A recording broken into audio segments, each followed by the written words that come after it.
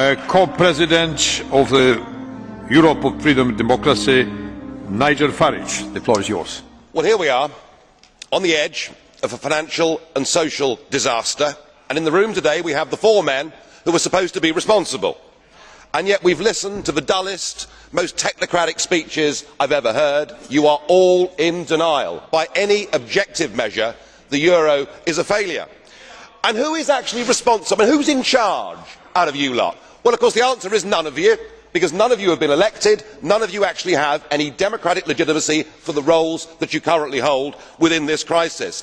And into this vacuum, albeit reluctantly, has stepped Angela Merkel.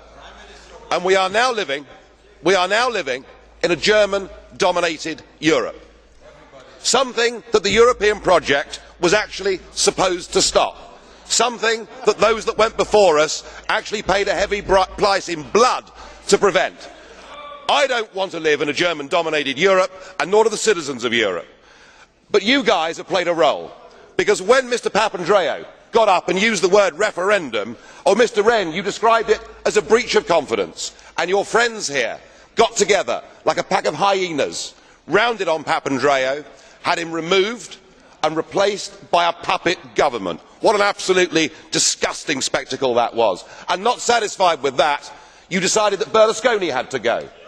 So he was removed and replaced by Mr Monti, a former European Commissioner, a fellow architect of this euro disaster, and a man who wasn't even a member of the Parliament. It's getting like an Agatha Christie novel, where we're trying to sort of work out who's the next person that's going to be bumped off. The difference is we know who the villains are. You should all be held accountable for what you've done. You should all be fired. And I have to say, Mr Van Rompuy, 18 months ago when we first met, I was wrong about you.